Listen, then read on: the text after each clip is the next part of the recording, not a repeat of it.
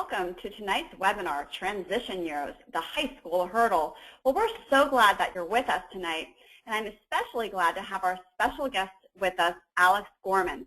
Alex is a high school counselor at James Madison High School, which is part of Fairfax County Public Schools, and he's going to answer all of our questions about transitioning from middle to high school. So let's go ahead and get started.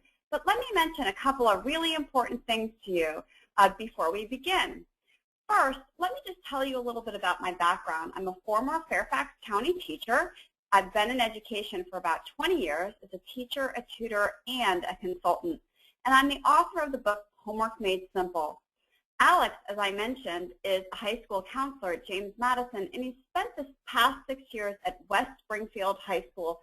So he comes to us with a wealth of experience in working with kids from 9th to 12th grade in all kinds of different issues. He's going to be our expert tonight. Here's what we're going to cover.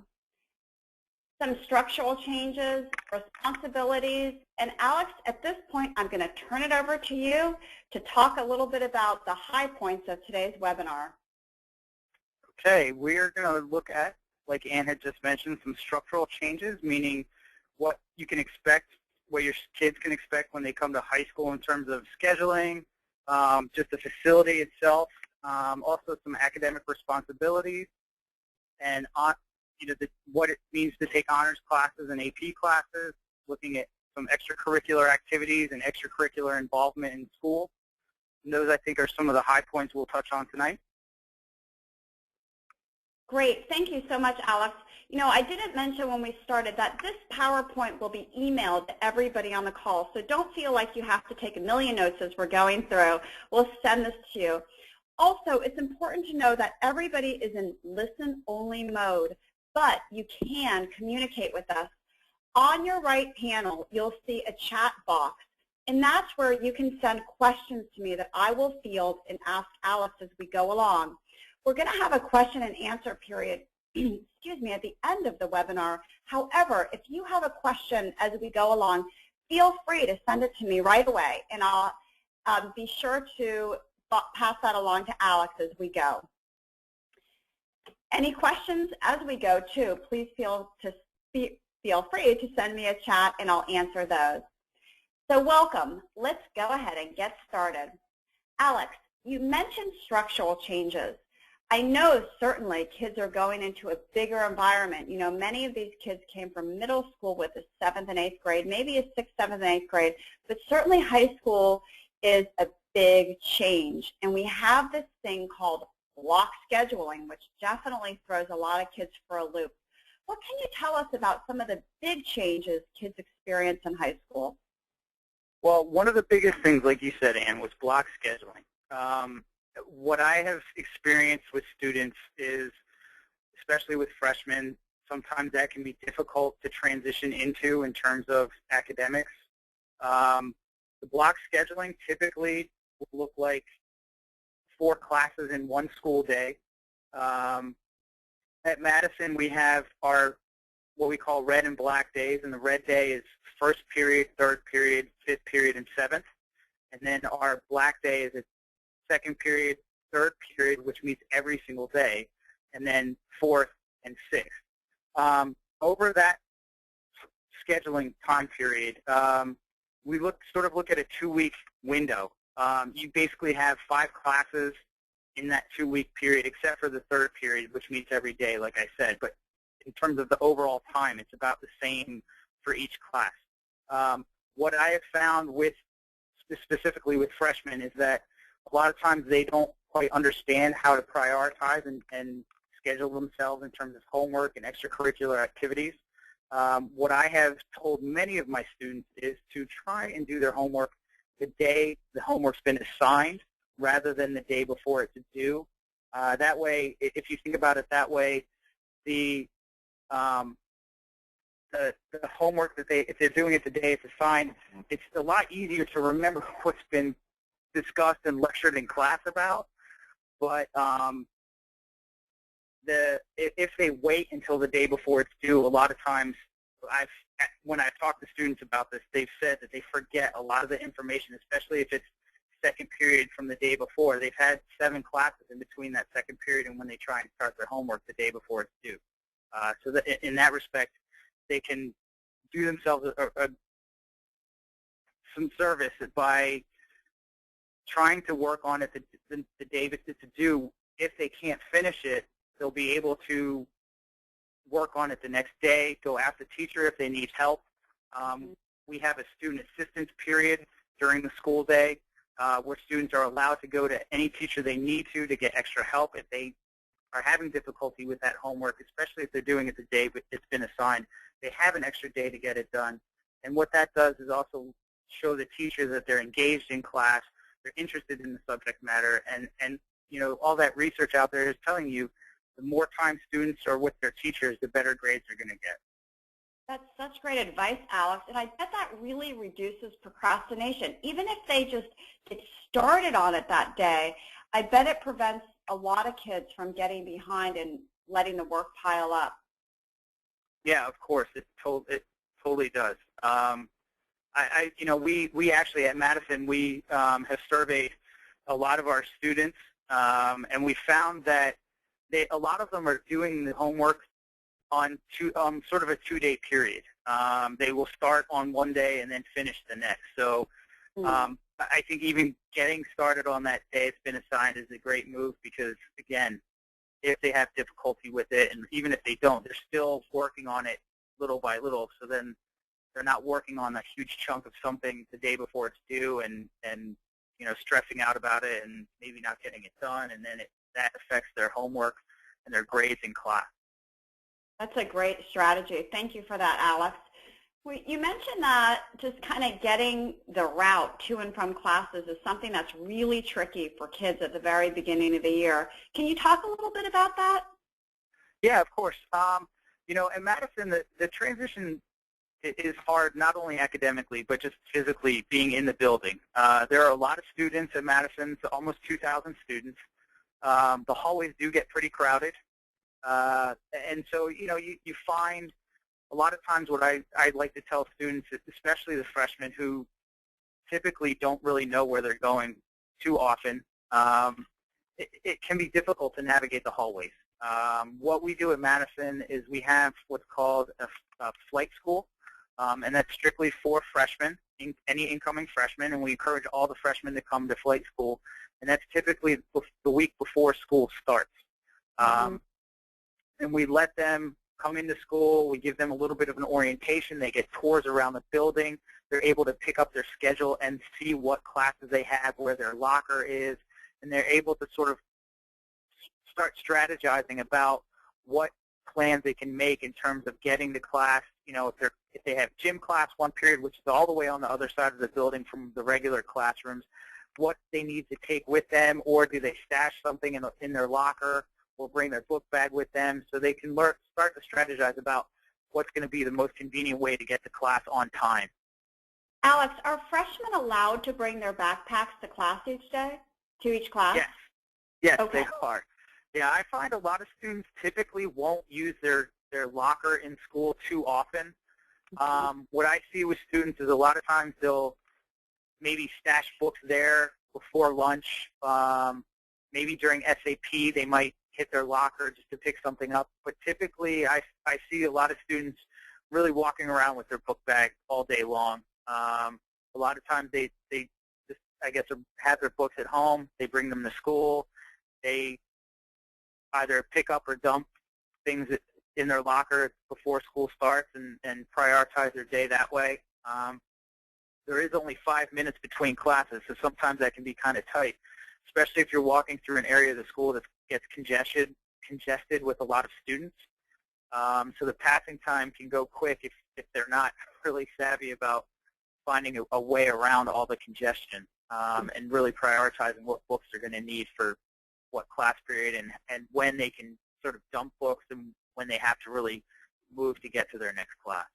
Yeah, I bet that's tricky figuring that out in the beginning. Well, Alex, the next thing I want to talk a little bit about are academic expectations that really changes in high school, and especially the junior year when kids have the added stress of college entrance exams. Can you talk a little bit about the academic changes that we see in high school? Of course. I believe that what challenges the kids most coming in as a ninth grader is sometimes the teachers will expect more of them. A lot of times you'll find that in middle school, the teachers are very accommodating to students and are allowing them to turn things in sort of over the course of a quarter, and there's not a lot of penalty for that. In high school, it's a little bit different. Not to say that that teachers aren't accommodating, but their expectations are higher. They want students to understand what their responsibilities are as students, and they want to make sure that the kids are getting the work turned in so that they can get grades for that work. Mm-hmm. I'm sorry, Alex. Go ahead. No. Go ahead. Well, I was going to ask two questions. One is definitely about late assignments, but the other is really about retaking tests. I know for my son, who's in 8th grade, that's a common practice in middle school. Can kids retake tests over again in high school? Yeah, a lot of times what teachers do at the high school level will typically is test corrections. So if students don't do well or they don't earn the grade that they would like to have, they can do what's called test corrections and get a certain percentage back on that. They're not going to get full credit for it, of course, but they can get a certain percentage of those points back. So it helps them raise their grade a little bit. Some teachers will allow students, and it just depends on sort of the situation that you're in. Sometimes students miss tests. Sometimes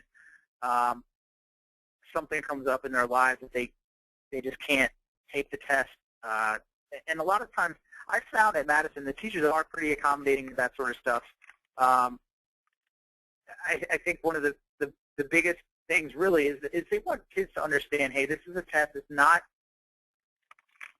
the end-all, be-all in terms of your grade, but it is important, and we want to teach you how to study for a test and how to prioritize for testing and what it means to take tests and how to take them.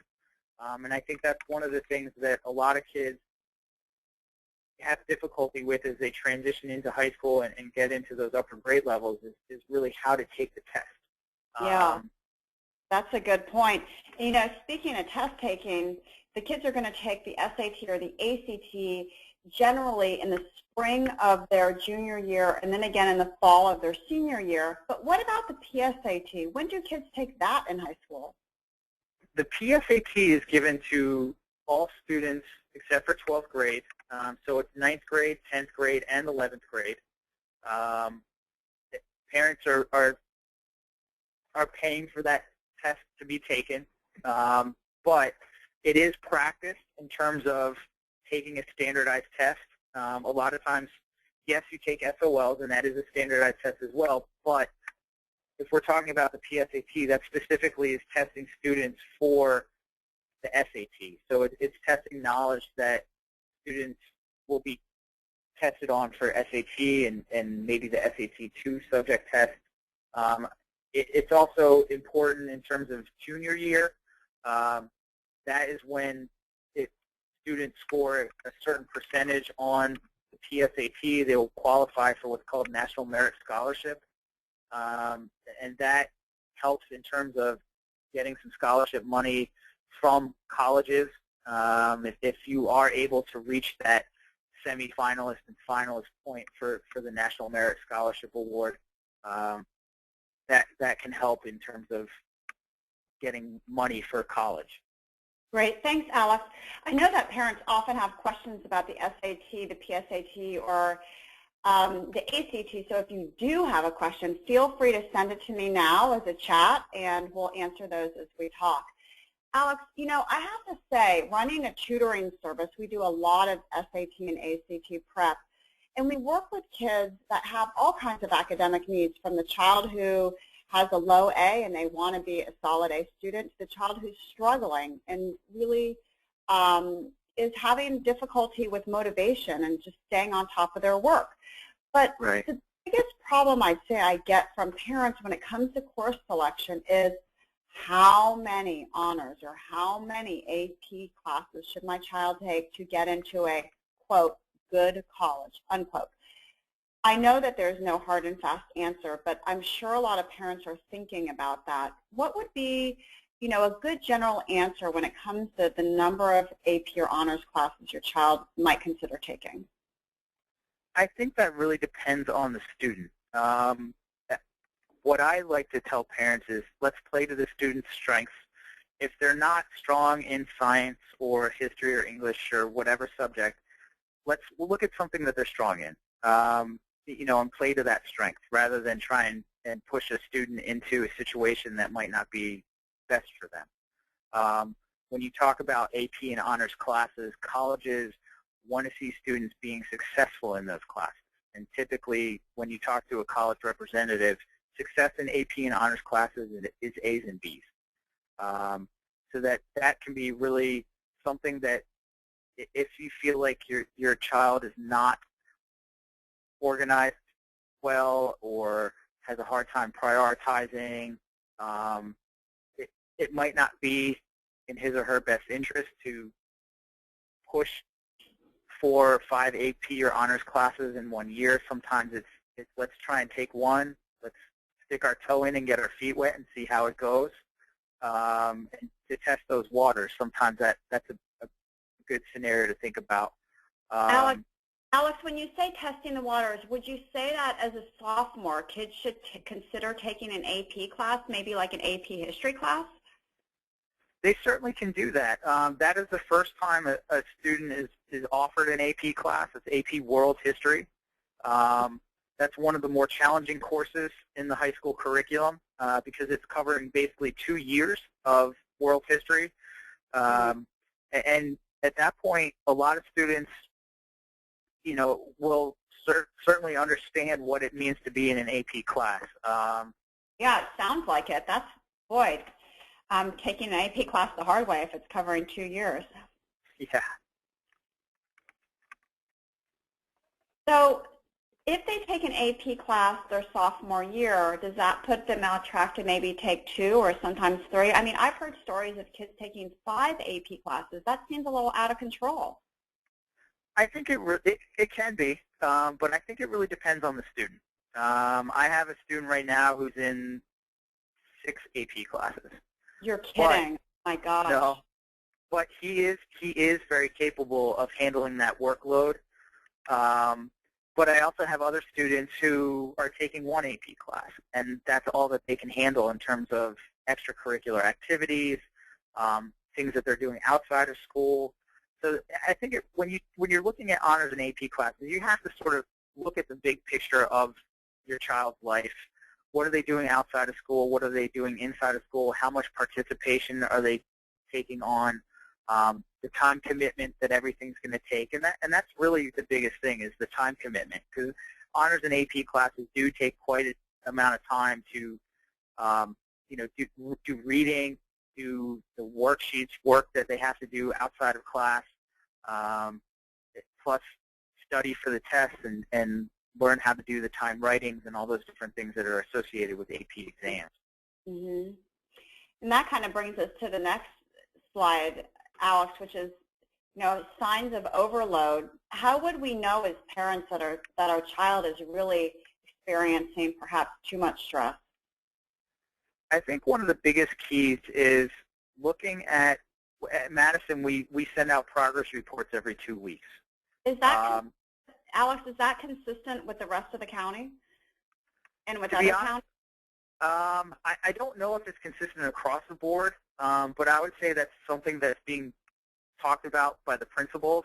I think that's something that will probably be there soon if it's not there already. Okay. At Madison, we do that, and the teachers do send everything out every 2 weeks. And I think it's just a good way. Previously, we had sent an interim report, and then it was a quarter grade, and then an interim report and quarter grade. And I think with every 2 weeks, you're getting a grade report basically 4 times in a quarter. You get the interim after 2 weeks, or the progress report after 2 weeks.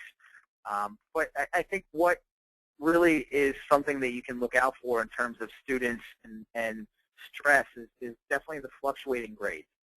If you see their grades maybe are starting off pretty consistently, and as the quarter goes on, there's an A here and a B or a C, and hopefully not a D, but sometimes that does happen. As you go across the core classes, sometimes the electives might not be so bad because those are a little bit easier. Sometimes there's not a lot of homework associated with those classes. But if you're seeing a lot of fluctuation where you typically haven't before, that could be an indication that maybe organization or even just the amount of stress that a student's having is kind of overwhelming for them. And I bet sometimes kids are involved in a lot of extracurriculars. And I've heard stories where students are quick to sign up for 8 different clubs, and they think, well, that will look great on my college application if I'm a member of this and that. But really, I think colleges are looking for leadership roles and the quality of involvement. Would you say that's true? That is definitely true. And you hear that from all the college representatives that are out there. They know if a student has 20 or 30 activities listed on their resume, that there's no way they could be involved and give of themselves to that organization. It's just impossible. They don't have the time to do all those things. I think a good rule of thumb is to really look at the quality over the quantity. The quality that your children can give to whatever organization, extra sports program, whatever other extracurricular activity they may be involved in. And that's really what colleges want to know and want to see. They want to know that they're involved, are taking some leadership roles in certain areas, that it's affecting their lives in a positive way, and they're learning from that. I've heard people say that colleges look for a well-rounded child, but they also look for kids that are kind of pointy kids that maybe excel in a special area. What do you see when you're working with kids to go off to colleges? What are colleges looking for, and that's something special in a student? I think that what I found is that a lot of times colleges want to get to know the kids, and one of the best ways to do that is through the application essay. Of course, obviously sitting in on interviews, if the college does do that, is a great way to get to know the students. But the college representatives, of course, when they're looking at the papers, they don't know who this student is. So, doing the things to contact college representatives, whether it's through a college fair, going on, meeting with the rep at whatever high school they come to, if they're coming to your particular high school. I think something else that is really important, like I said, is the essay, and that is something that some students don't take advantage of sometimes, but it's an important piece of the application process because that's a chance for students to really show who they are and give their voice to their application. That's great advice. Thank you, Alex. Another part of high school, and for many students, a bigger part of high school, is the social scene. What's important there? What can you tell us? I think one of the great things about Madison specifically is that the student government in Madison has made such a great effort to keep kids involved in the school activities, whether it's the plays, musicals, sports teams, and just showing how great it can be to have school spirit and to support the teams, support all the different programs that are out there. And that's something that you see throughout Madison. And it's an infectious environment, I think, in terms of, the staff want to support the students, plus the sports teams, plus all the other extracurricular activities, and that filters down to the kids. They see that the faculty are happy, and I think overall being involved in things is really what makes the high school experience a great one. Yeah, I think you're absolutely right. Those kids that take advantage of that seem very connected in their community, that's for sure. Well, it's certainly a different community than in middle school. how do kids deal with the peer pressure that they may not be accompanied from? And in middle school, they feel a different type of pressure to fit in high school. How do kids adapt? To be honest, I found kids are pretty resilient. Sometimes it can be difficult for some, but I think staying involved in something, whether it's art class and the art program or whatever clubs are available for after school, there's so much to do and so much to be involved in at Madison that it really is something that every student can find their niche at that school. And if they can't find it, sometimes I found that students are involved in things in the community, whether it's their church or some other thing that they're doing outside in the community. I think finding something to be involved in and to give their time to that organization or club, sports team, play, chorus, band, orchestra, whatever it is, it can help them sort of integrate into the high school scene and be a part of something. And I think that's sort of what Madison is about. You want to have a sense of community there. I think that it's very much a community school with Town of Vienna. It's very much a central part of that environment, and I think that shows in everything that happens at Madison. What about parental involvement, Alex? You hear stories about helicopter parents that are really hovering around their kids, and then you hear stories that parents aren't really as involved as we think they are, and they kind of leave kids alone to their own devices. How much should a parent be involved in high school? And I'm sure it's different between 9th and 12th grade, but could you talk a little bit about that? Of course. I think it's a very fine line to walk. Sometimes it can be, I'm sort of the thought process that, with things that are going on in high school, it's new for your kids, it's new for you as parents sometimes. And this is just sort of what I tell parents, especially new ones to Madison. If they're meeting new friends and meeting new people, Madison offers a phone directory of all the parents in the whole school. Talk to your kids about where they're going, who they're hanging out with. If they're saying that they're going to somebody's house, call that parent, find out if that's what's really happening. To touch base with other parents and make sure your kids are being safe. And I really think that is the best message you can send your kids, is that you're interested in their safety.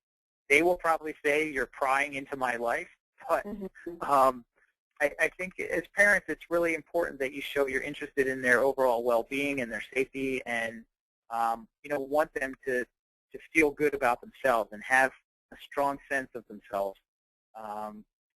And so it is a fine line sometimes. And I think your kids will definitely give you the messages when you're coming on too strong and when you're not. Right, and I think that's so true. Our kids are so quick to say, leave me alone or stop crying, but I am a firm believer in working with kids of all different ages that it's perfectly fine for parents to still, in 9th grade, ask about homework, ask about upcoming tests, find out where they're going, to ask for a phone number, the names of the parents. I think as parents, we often think, well, our child is 14, 15, 16, they're independent enough, but they're just at that stage where they're starting to let go, but they're not quite there yet.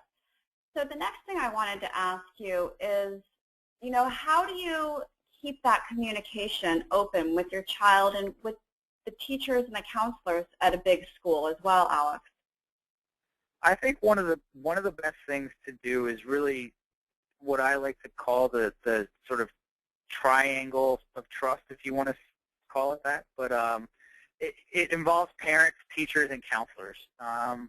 And I think that, if you're concerned about students, or even if you're not, involving counselors and teachers as well as parents in a conversation about what's happening at school is probably one of the most vital things you can do, because teachers see them pretty much every day or every other day.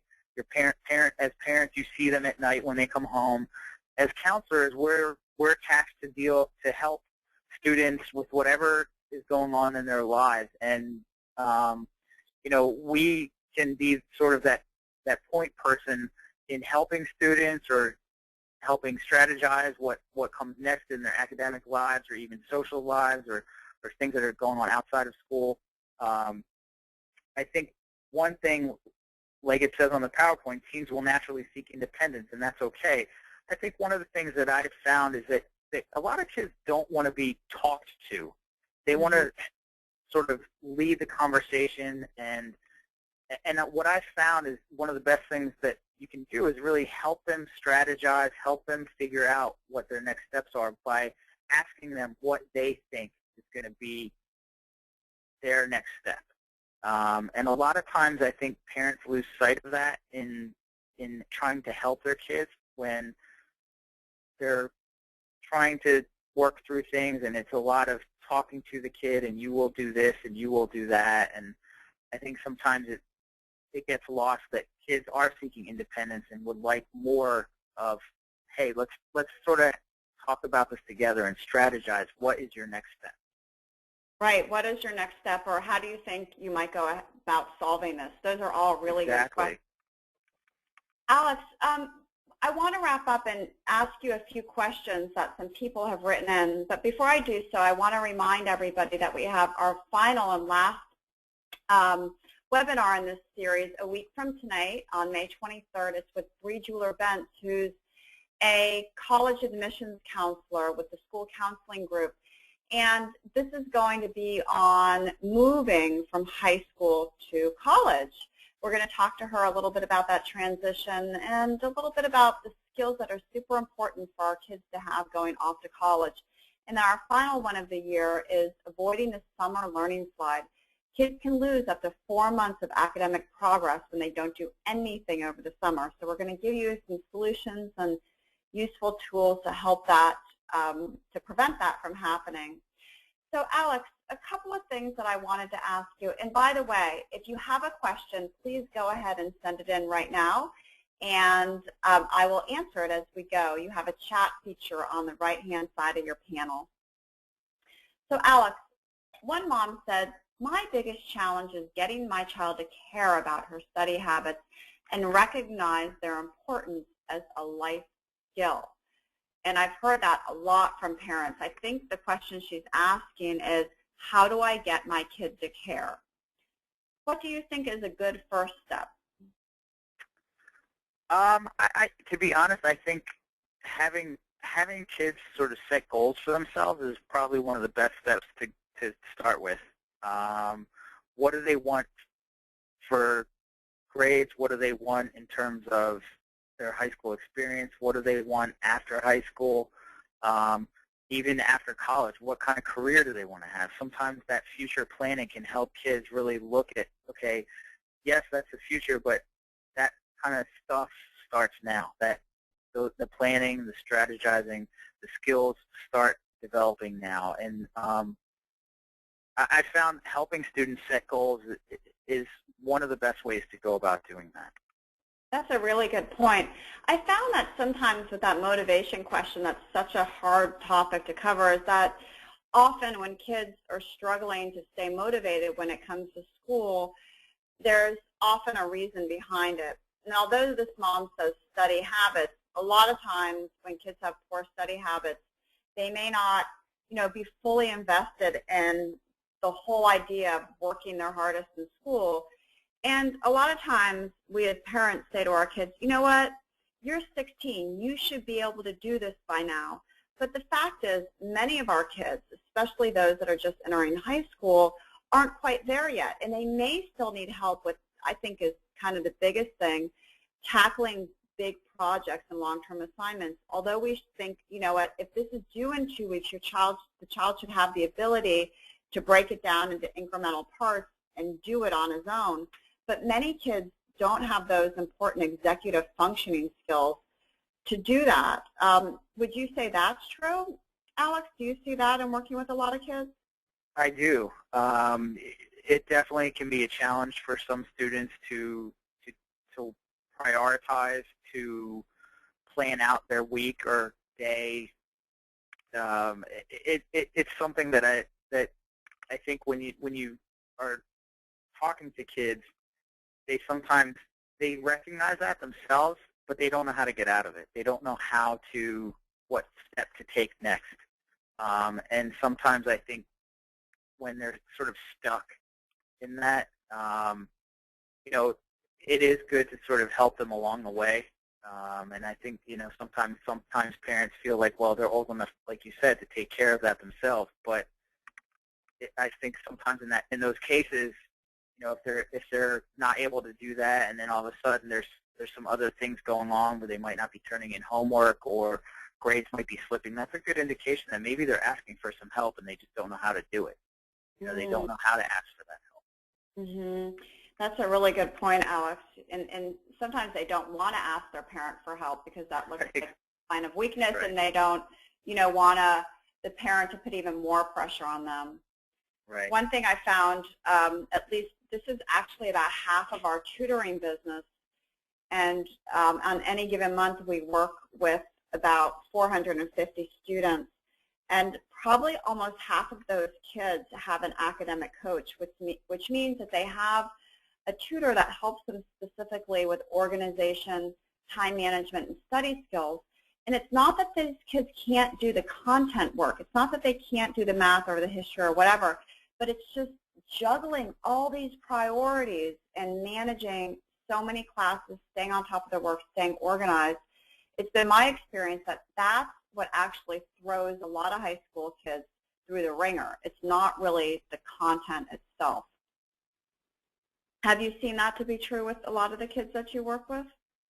Yeah, definitely. I have definitely seen that, and I think it's definitely true to some kids. It can be very difficult for them to manage through staying organized, keeping up with classes, playing sports, being involved in, let's say, the play plus sports plus clubs plus a couple AP classes or honors classes, hanging out with friends, doing things outside of school.